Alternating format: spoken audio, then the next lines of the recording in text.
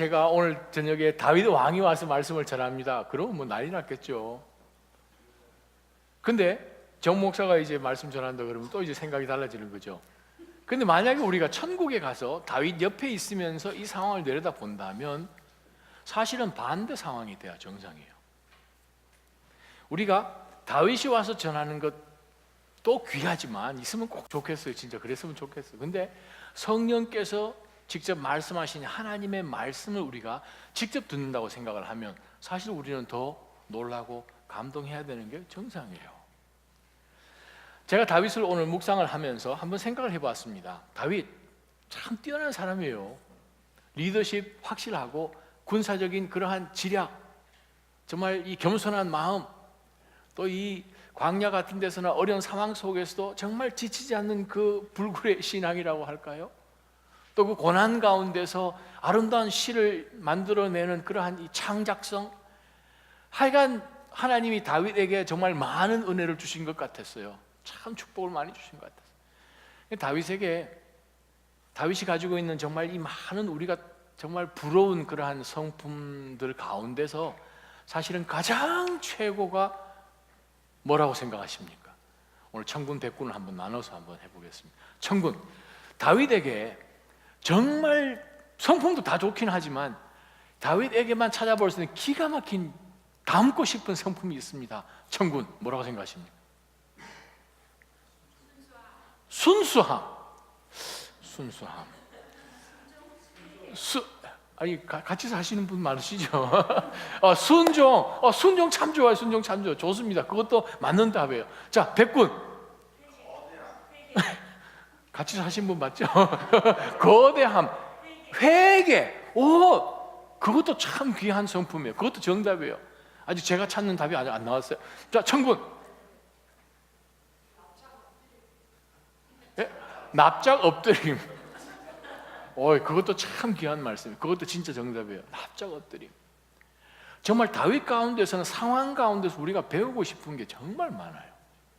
특별하게 오늘 우리가 사무엘 하 우리가 말씀을 통해서 우리가 들여다볼 도전의 말씀이 무엇인가 우리가 한번 보면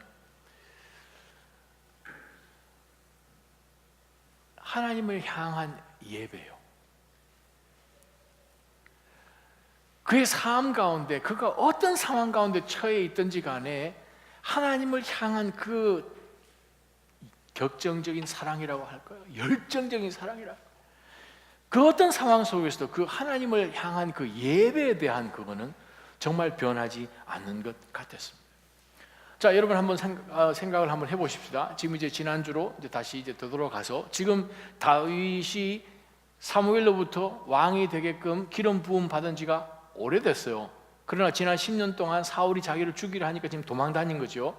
그런 가운데서 지금 사울이 죽었어요. 다윗이 왕이 됐어요.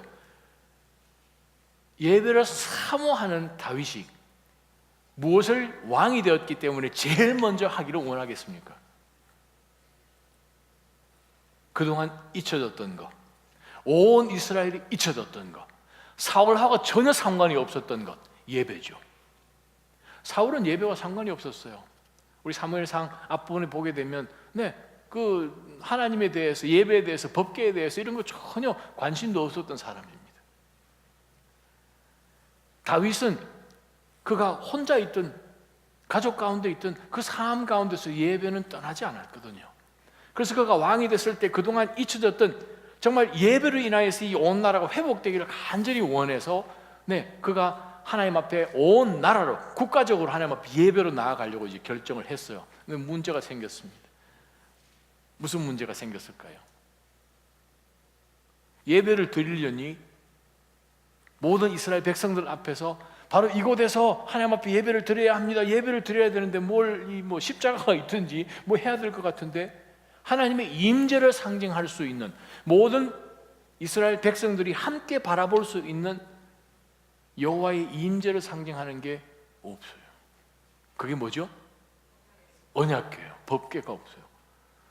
법궤가 어떻게 됐습니까? 이스라엘 백성들 마음 가운데 잊혀진 지 한참 됐습니다. 이미 엘리가 대제사장 일 당시에 블레셋과 이스라엘이 싸움이 붙었는데 자꾸 지니까 하나님의 법궤를 가지고 나아가면 이기려니 하고 법궤를 그냥 메고 나갔더니 그냥 법궤를 블레셋에 빼앗겨버렸어요. 그러고 난 다음에 그 아들, 두 아들 홈리와 비나스가 그날 다 죽고 온 이스라엘은 그냥 전쟁 때문에 패배하고 난리가 났죠. 블레셋은 블레셋대로 여호와의 법궤를 뺏어왔는데 이것이 가는 곳곳마다 그냥 종기가 나고 사람들이 역병에 걸려서 죽어 넘어지고 다곤 신전에 넣었더니 다곤 신상이 다 부서지고 난리가 나서 이쪽 저쪽 옮기다가 나중에 베스메스라는 그곳으로 지금 옮겨 놓습니다. 그것을 일단 옮겨 놓고 난 다음에 이거 어떻게 해야 되나 그러다가 거기서 이스라엘 진영으로 옮겨지는 내용을 우리는 사무엘상을 통해서 보았지요. 바로 그곳에서 다윗이 이 법궤를 이제 자기가 있는 다윗성, 시온성, 예루살렘으로 이제 가지고 오기를 이제 결정을 합니다. 우리가 신앙생활 할 때에 동기가 참 좋아요. 신실해요. 순수해요. 신시어하고 열심으로 동의하는 사람도 많고. 그런데 꼭 우리가 열심을 가지고 동기도 좋고 뭐 다 해도 하나님의 일은 하나님의 방법으로 하지 않으면 복이 임하지 않습니다. 다시 한번요. 하나님의 일은 하나님이 원하시는 방법대로 해야 하나님의 복이 임합니다. 둥그스름하게 우리가 하나님 앞에 순종할 수 없어요. 가끔 제가 집에서 아내가 요리할 때에 잘 사용하도록 칼을 갈지요. 만약에 칼을 안 갈고 그냥 둥그스레하게 숟가락 날처럼 이렇게 한다면 그거 가지고 뭘 쓸 수 있겠습니까? 아무것도 자를 수가 없는 거죠. 만약에 제가 칼을 간다고 해가지고 그냥 대강 이렇게 둥그스레하고 갈았으면 아마 누가 그 칼을 사용하든지 간에 칼을 갈았습니까? 라고 물었을 거예요. 저는 신순한 마음으로 순전한 마음으로 열심으로 갈았다는 거예요. 우리 달라스에 있을 때에 친구 목회자가 어느 집에 가서 숫돌을 빌려왔는데 이제 자기도 이제 아주 남편으로 칼을 열심히 갈아서 아내가 김장하는데 도와주겠다고 숫돌을 갈았는데 거의 숫돌을 1시간 갈았어요. 나중에 보니까 빌려온 숫돌 반이 날라가지고 없어요. 너 뭐 했냐? 갈았대요. 갈았는데 칼이 잘 안 든 거예요. 그래서 아내한테 그날 그 형제는 아주 거의 순교할 뻔했죠. 만약에 둥그스름하게 우리가 신앙생활을 한다면, 둥그스름하게 순종한다면, 열심으로 했는데 안 받아들여지는 거죠. 신앙적인 면 바로 동일합니다. 그래서 제가 여러분과 함께 하나님의 말씀을 한번 함께 보기를 원하는데 사무엘하 6장 말씀입니다. 사무엘하 6장 1절부터 12절까지 말씀을 보겠습니다. 하나님의 일은 하나님의 방법으로 할 때에 하나님의 복이 임합니다. 우리 한 목소리를 한번 6장 1절부터 12절까지 읽습니다. 다윗은 시작. 다윗은 다시 이스라엘에서 뽑힌 사람 3만 명을 모았습니다. 다윗은 일어나 이 모든 사람들을 데리고 바알 유다로 가서 하나님의 궤를 가져오려고 했습니다. 그 궤는 그들 사이에 계시는 만군의 여호와의 이름으로 불리는 궤였습니다. 그들은 산 위에 있는 아비나답의 집에서 하나님의 궤를 새 수레에 옮겨 실었는데 그때 아비나답의 아들인 우사와 아효가 그 새 수레를 몰았습니다. 그들이 산 위에 있는 아비나답의 집에서 하나님의 궤를 가지고 나왔고 아효가 궤 앞에서 걸어갔습니다. 다윗과 이스라엘의 온 집안은 여호와 앞에서 잣나무로 만든 여러 가지 악기와 수금과 비파와 소고와 꽹과리와 심벌주를 연주했습니다. 그들이 나곤의 타락 마당에 이르렀을 때 소들이 날뛰자 우사가 손을 뻗어 하나님의 궤를 붙들었습니다. 우사의 잘못된 행동 때문에 여호와께서 그에게 불같이 진노해 그를 치시니 그가 거기 하나님의 궤 곁에서 죽었습니다. 그때 다윗은 여호와께서 우사를 치신 것 때문에 화가 나서 그곳을 베레스 우사라고 불러 오늘날까지 그렇게 불리고 있습니다. 다윗은 그날 여호와를 두려워해 말했습니다. 내가 어떻게 여호와의 궤를 모셔올 수 있겠는가? 그는 여호와의 궤를 자기가 있는 다윗성으로 모셔오려 하지 않았습니다. 그것을 가드 사람 오벳 에돔의 집으로 모셔드리게 했습니다. 여호와의 궤는 석 달 동안 가드 사람 오벳 에돔의 집에 머물러 있었는데 그동안 여호와께서 오벳 에돔과 그의 온 집안에 복을 주셨습니다. 그때 다윗 왕은 여호와께서 하나님의 궤로 인해 오벳 에돔의 집안과 그가 가진 모든 것에 복을 주셨다 하는 말을 듣게 됐습니다. 거기까지요. 그 다음 우리가 12절에 나와 있는 그 후반부의 말씀은 사실은 6장 전체에 일어나는 내용들을 요약한 말씀이고, 이것을 좀 더 여러분이 자세히 보시려면 역대상을 보시면 바로 요 한 절 가운데 무슨 일이 일어났는지 여러분이 아주 자세하게 알 수 있습니다. 그러자 다윗이 기뻐하면서 내려가 오벳 에돔의 집에서 하나님의 궤를 모셔다가 다윗성에 두었습니다. 오늘 저녁에 만약 다윗이 와서 저희가 하나님 앞에 어떻게 예배를 드리며 우리 삶 가운데 하나님의 복이 임하도록 하려면 어떻게 하면 되겠습니까? 라고 질문했을 때 아마 다윗이 이 이야기를 아마 저희들에게 해주지 않을까라고 생각을 해봅니다. 언약궤, 이스라엘 백성들은 정말 중요한 거죠. 그건 하나님과 이스라엘 백성들 간에 언약을 맺은 증거이기 때문에 그렇습니다.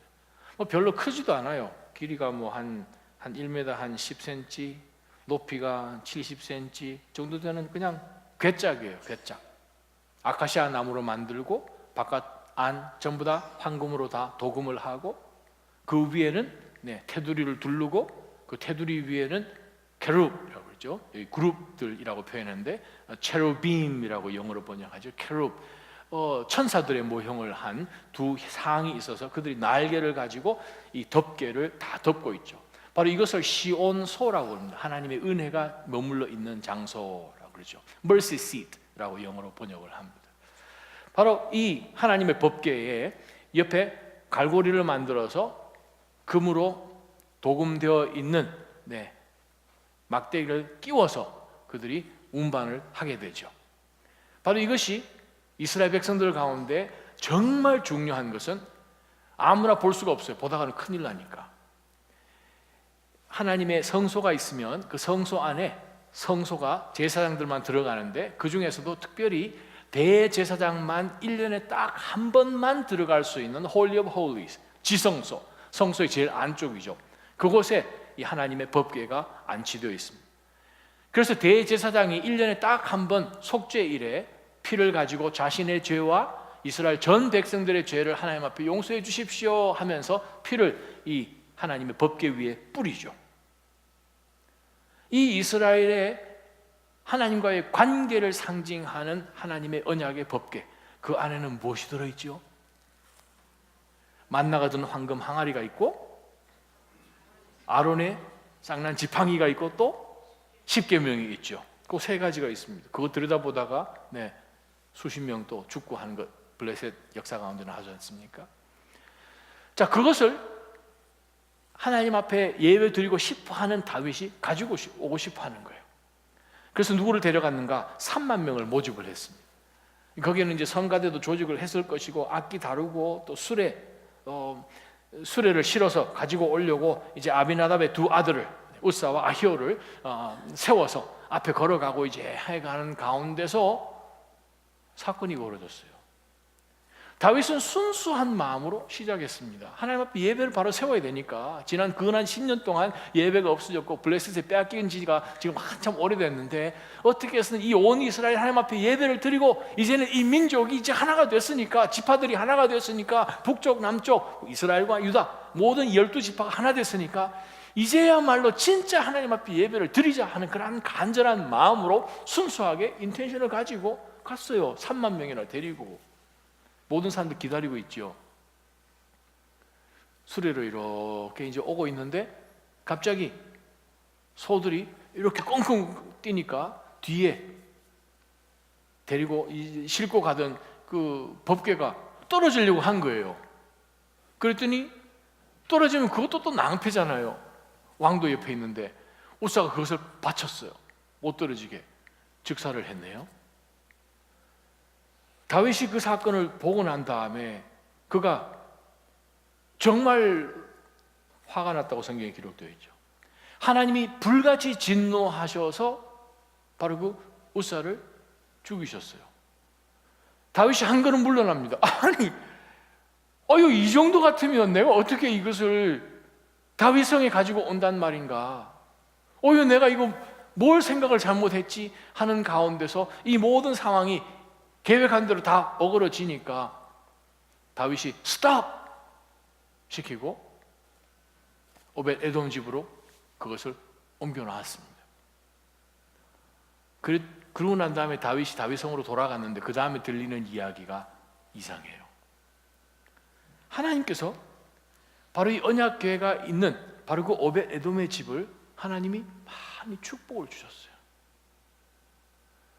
축복을 들었다는 그 이야기를 듣고 보니까 이게 그냥 무서워할 만한 것은 아닌데, 이것이 정말 하나님의 임재를 상징하기 때문에 있으면 정말 복인데 이거 어떻게 해야 되는가 하는 고민 가운데서 결단을 하지요.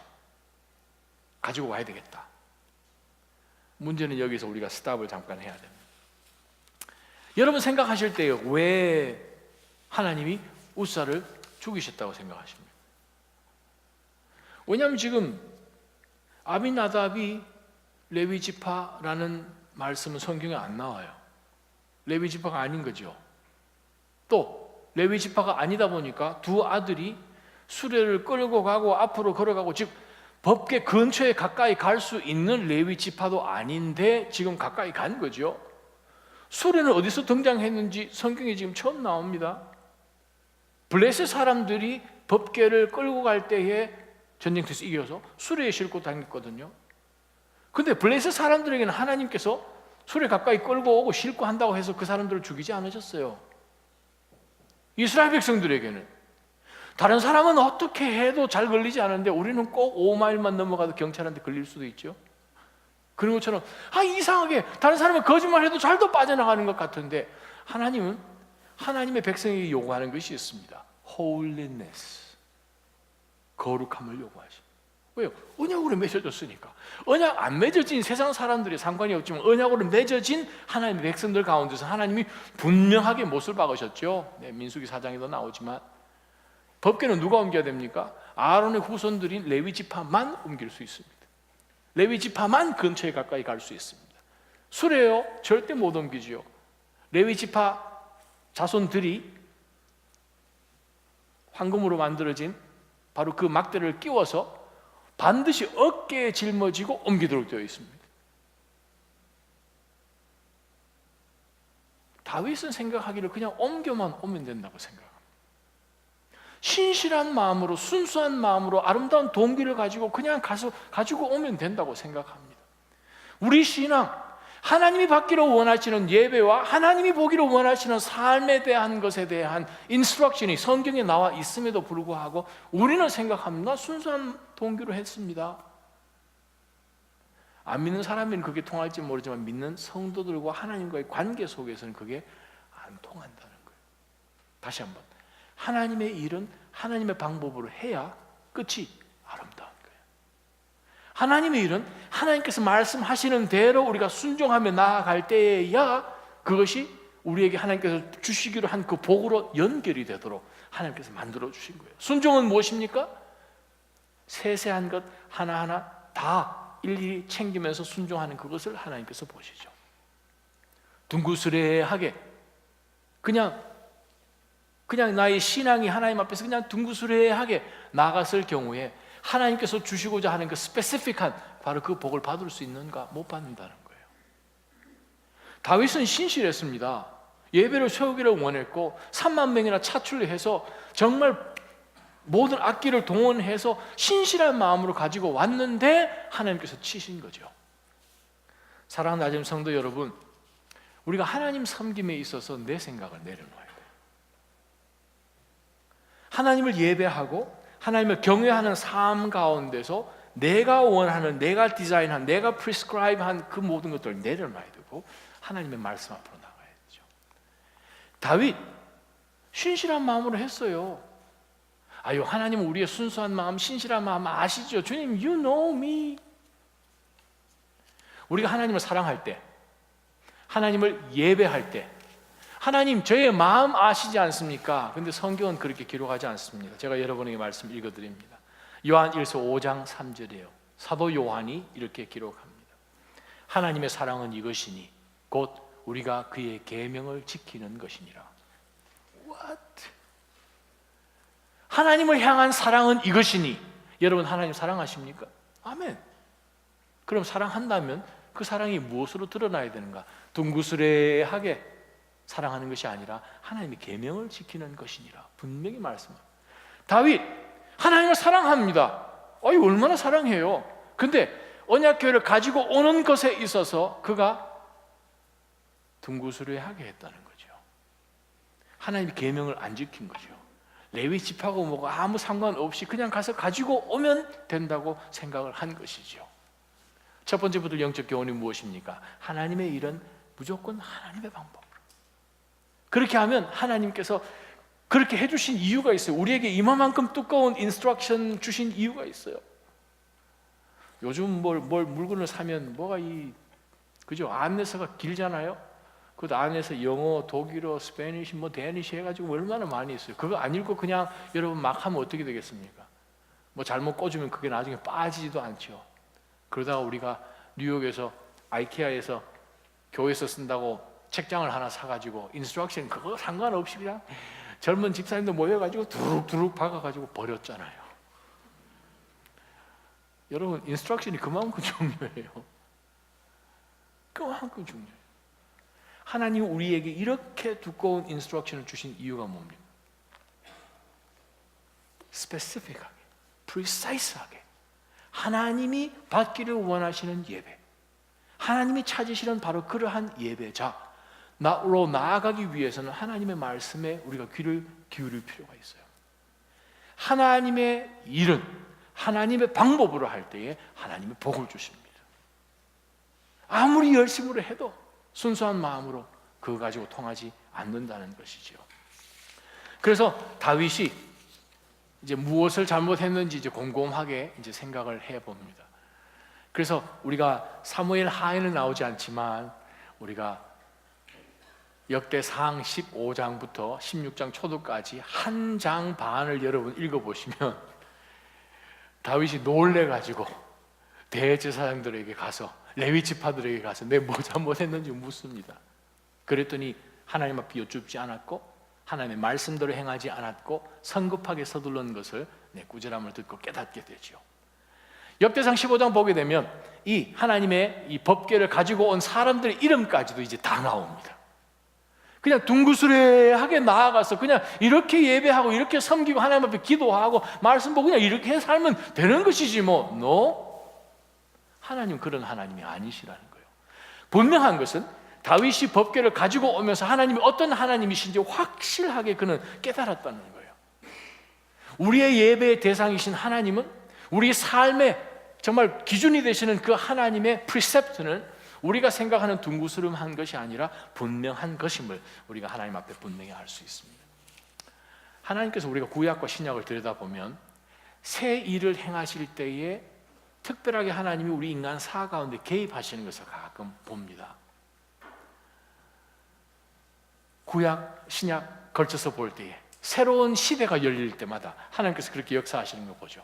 이스라엘 백성들이 광야 생활하는 가운데서 아론의 그 두 아들 나답과 아비후가 하나님 앞에 나아가서 잘못된 불을 들이다가 갑자기 하나님께서 그들을 그냥 즉사시키는 것 여러분 기억하시죠?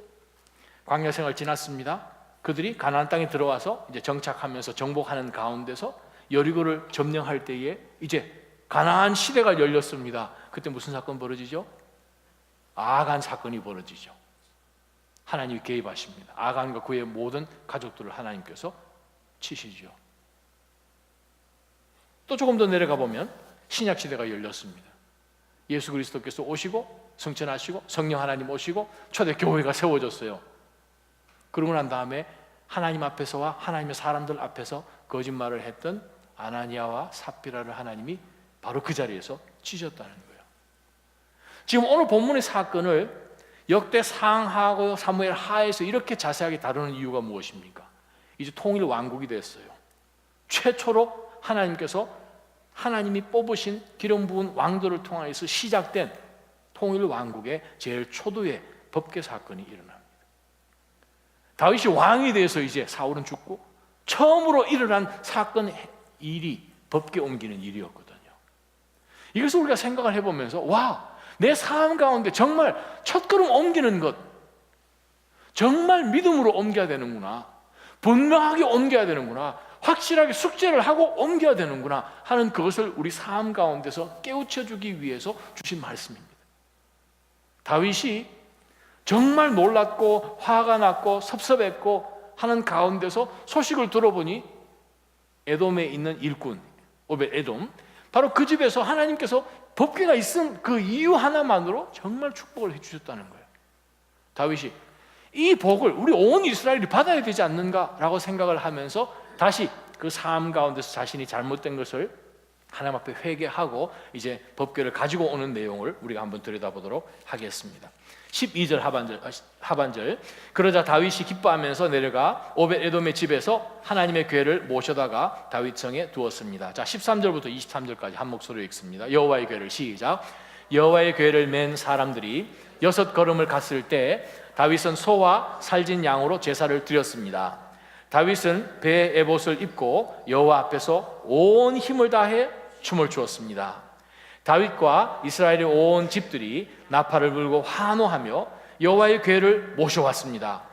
여호와의 궤가 다윗 성에 들어올 때 사울의 딸 미갈이 창문을 내다보고 있었습니다. 미갈은 다윗 왕이 여호와 앞에서 껑충껑충 뛰며 춤추는 것을 보고 마음속으로 비웃었습니다. 여호와의 궤를 모셔다가 다윗이 세워둔 장막 가운데 미리 준비해 놓은 자리에 두고 다윗은 여호와 앞에 번제와 화목제를 드렸습니다. 다윗은 번제와 화목제를 드리고 난 뒤 전능하신 여호와의 이름으로 백성들을 축복했습니다. 그리고 남녀를 가리지 않고 온 이스라엘 사람들에게 각각 빵 한 덩이와 고기 한 조각과 건포도 빵 한 덩이씩을 주었습니다. 그 후 백성들은 모두 각각 자기 집으로 돌아갔습니다. 다윗이 자기 가족을 축복하려고 집에 돌아왔습니다. 그때 사울의 딸 미갈이 나와 다윗을 맞으며 말했습니다. 오늘 이스라엘의 왕이 정말 볼만하시더군요. 신하의 계집 종들 앞에서 몸을 드러내시다니요. 다윗이 미갈에게 말했습니다.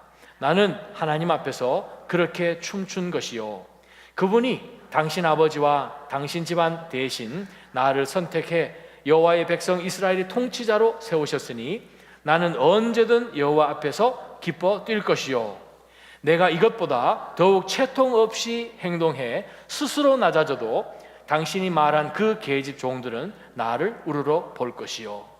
이 일로 인해 사울의 딸 미갈은 죽을 때까지 자식을 낳지 못했습니다. 아멘. 자, 오늘 이 상황 가운데서 이제 다윗이 열심히 제사장들과 또 레위 지파를 통해서 하나님의 말씀을 다시 분명하게 듣고 숙제를 열심히 해서 어떻게 하나님의 법궤를 옮겨야 하는지 이제는 듣고 레위 지파들을 대동하여서 이제 오벳 에돔 집에 가서 법궤를 가지고 옵니다. 가지고 오는 가운데서 다윗의 모습이 바뀌어져 있는 것을 봅니다. 어떻게 바뀌었는가? 춤을 췄어요. 성경에 보니까 14절에 여호와 앞에서 온 힘을 다해 춤을 추었습니다. 바로 이 사건은 바로 앞에 8절 9절에 나와 있는 다윗하고 전혀 다른 상황이에요. 다윗이 너무 놀랐어요.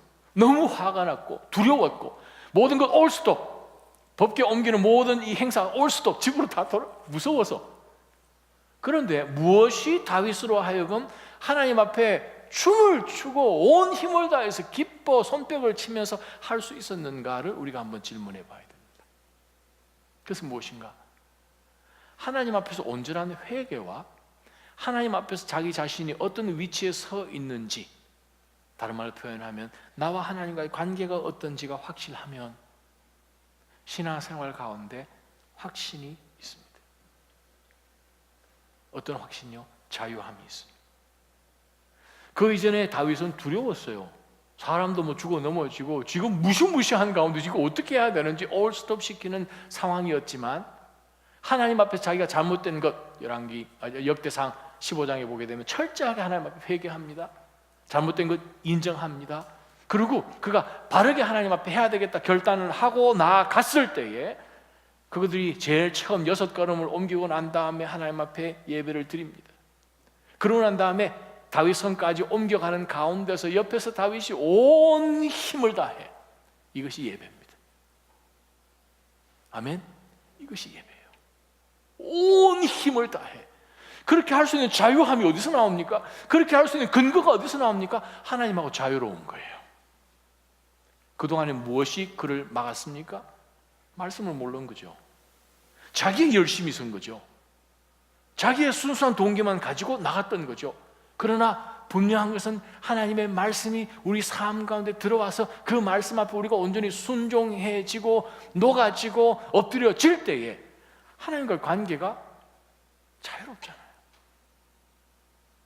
그랬더니 다윗이 얼마나 춤을 추는지 옆에 사람이 뭘 보든 뭐라고 생각하든 상관없이 축복을 하고, 마치 김정일이 백성들한테 뭐 준 것처럼 봉다리 해가지고 한 사람 앞에 다 지금 주잖아요. 그죠? 자, 선물을 다 안겨가지고 축복 주면서 그들을 집에 보냈어요.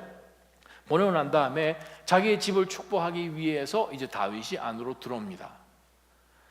다윗의 모습 가운데서 변화된 모습을 봐야 됩니다. 그 이전에는 두려웠어요. 그냥 자기 열심으로만 섬긴 거죠. 어떤 상황이 벌어졌어요. 마음에 낙심이 생겼어요.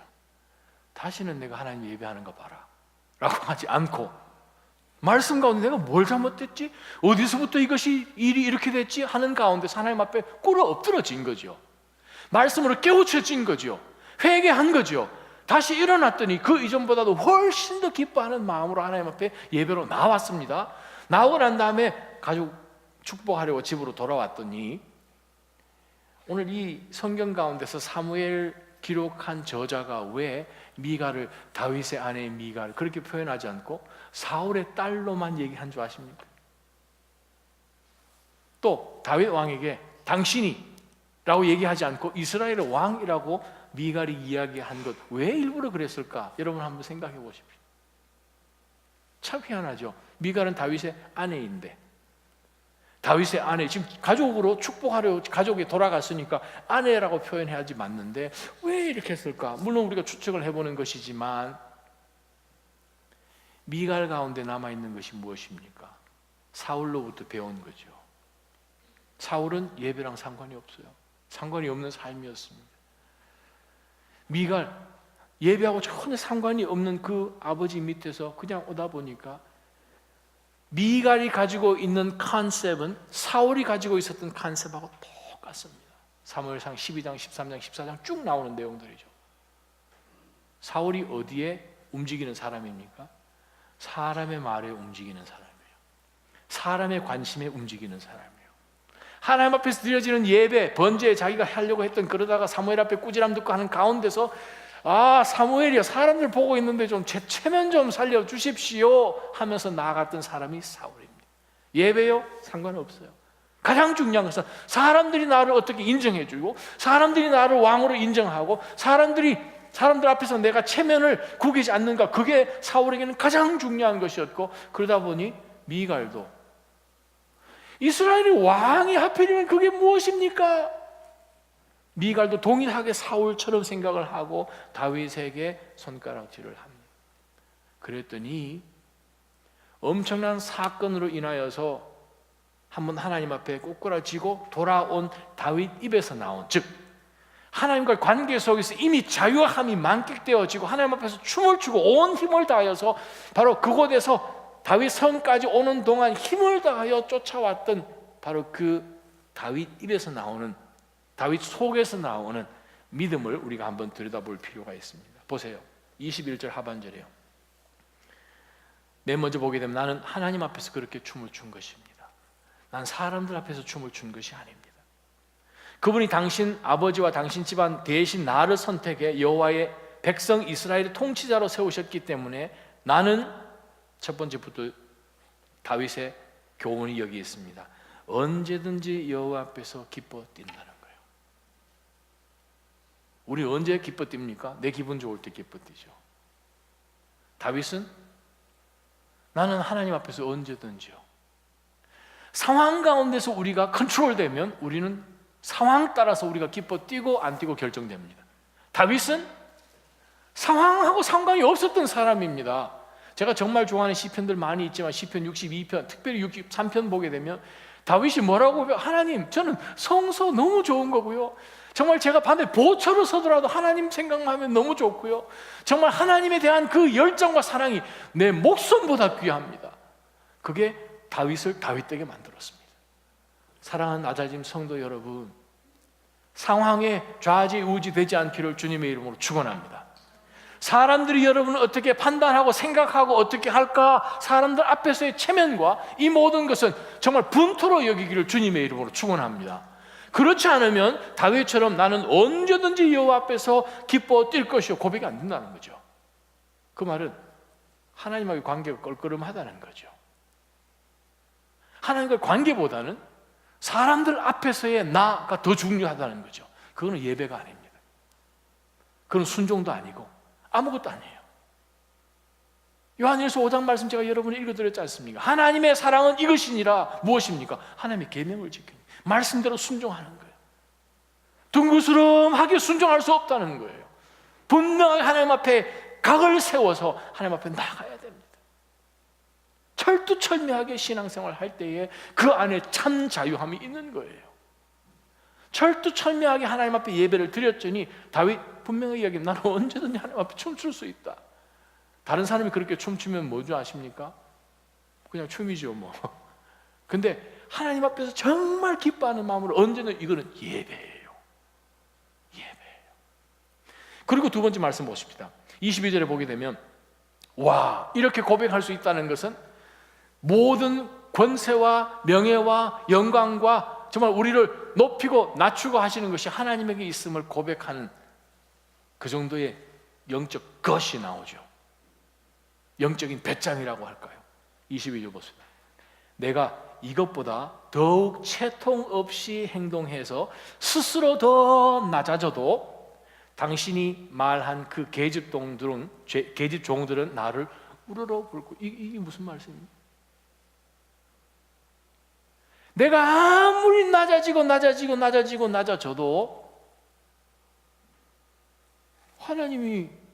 하나님 앞에서 내가 낮아지는 것이고, 내가 조금 더 낮아져야 하나님 조금 더 높여주시는 거니까 하는 가운데서 낮아져도 어차피 뭐 우리를 이렇게 세우시는 이는 하나님이신데 뭐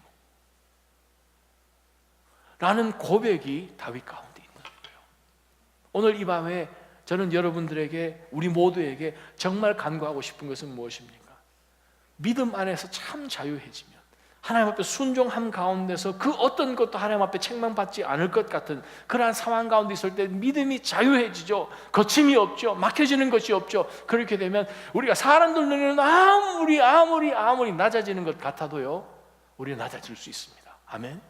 그게 진짜 하나님을 만난 사람이에요. 진짜 인격적으로 예수 그리스도를 만나게 되면 우리는 아무리 채통 없이 행동하는 걸 어떻게 저렇게 하느냐, 낮아져도 하나님께서는 상황 가운데서 저런 계집 종들을 다윗으로 오히려 우리로 보게끔 만들어 주신 이는 하나님이십니다. 예수님은 하나님이시지 않습니까? 하나님이세요. 골로새서 1장. 하나님이 온 우주 만물을 창조하신데 그분이 예수 그리스도십니다. 그분이 인간의 몸을 가지고 오셨어요. 십자가 지시기 불과 몇 시간 전에 제자들과 저녁 만찬이 있었습니다.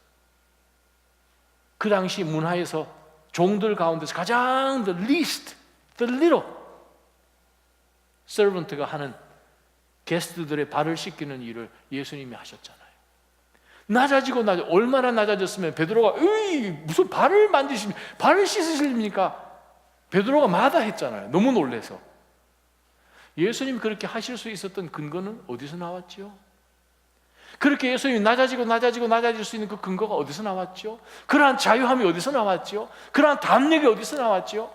예수님이 세 가지를 아셨다고 성경은 분명하게 기록하지 않습니까? 아시잖아요. 요한복음 13장 4절이요. 예수님께서는 당신께서 어디서부터 오셨는지 아시고 성부 하나님께서 모든 권세를 그에게 이양해 주셨다는 것도 아시고 이제 아버지께로 다시 돌아갈 것을 아셔서 4절 제일 첫 단어를 보게 되면 So he got up 그렇게 되어 있습니다. 그래서 예수님이 일어나셔서 제자들의 발을 씻기신 거예요. 여러분, 무엇이 여러분을 하여금 틱하게 하십니까? What makes you tick? 무엇이 여러분을 하여금 어떤 상황 가운데 있다가 각성을 하고 새 일을 하고 어떤 행동으로 반응을 보이고 어떻게 움직이십니까? 무엇이?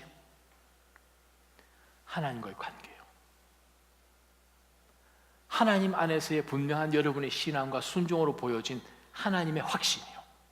그것이 우리 가운데 있으면 우리는 이렇게 살아가다가 방향을 바꾸죠. 하나님이 원하시는 방향을 바꾸죠. 그렇지 않으면 우리는 그냥 일어나는 상황 가운데서 있으면 사람들이 우리를 보고 인정하는 그것이 내 삶 가운데 가장 중요한 우리 인생의 변화가 없습니다. 똑같아요. 어떤 다른 에너지가 있고 다른 운동력이 있어야 방향을 바꾸죠. 하나님과 내 사이의 관계 속에서 다시 한번 깨달아진 가운데서 하나님이 이렇게 말씀하셨으니 내가 이렇게 하나님을 예배하고 이렇게 하나님을 사랑하겠습니다 결단하는 가운데서 새롭게 깨우쳐지는 가운데 하나님 앞에 나아가게 되면 거기서부터 새로운 일이 벌어집니다. 나자인 성도 여러분, 다른 그 어떤 것도 여러분을 틱하게 만들지 말기를 주님의 이름으로 축원합니다. 하나님과의 예배요, 여러분과 하나님과의 개개인의 디보션이요, 바로 그것이 분명해지면 그래요. 옆에서 이야기를 하고 미갈이 이야기를 하든 계집종이 웃든 우리는 하나님 앞에서 언제든지 춤을 출 수 있고요, 언제든지 하나님은 개입하셔서 역사하시고요, 여러분의 삶 가운데 더 놀라운 복을 우리 모두에게 주실 것을 주님의 이름으로 축원합니다. 우리 한번 이러한 삶을 한번 남은 생애 가운데서 한번 사시기를 주님의 이름으로 축원합니다. 다윗 삶 가운데는 하나님이 모든 것 회복시켜 주셨어요. 두려움도 회복시켜 주시고요, 이제 법궤도 들어왔으니 얼마나 하나님의 놀라운 역사들이 그 다음 장부터 일어나는지 여러분 한번 보세요. 여러분 삶 가운데 하나님의 임재를 받아들이시기를 원합니다. 온전하게 하나님 앞에 받아들이시기를 원합니다. 하나님의 역사하심과 하나님의 말씀을 정말 철두철미하게 다 그대로 받아들여 주시기를 원합니다. 마치 법궤가 시온성으로 들어온 것처럼 우리 이 시간 한번 기도했으면 하나님 앞에 좋겠습니다. 하나님 아버지, 우리 삶 가운데 무엇이 나로 하여금 온 마음을 다해서 하나님 앞에 춤을 추지 못하게 하는지, 하나님 나로 하여금 하나님 앞에 뭔가 좀 깨르침한 가운데서 하나님 온전히 나아가고 체면을 생각하고 주변 사람들 때문에 나아가지 못하게 되는 것이 무엇인지 우리 한번 하나님 깨닫게 해주시고 다 털어버리게 해주시고 하나님 예배가 예배되게 해주십시오.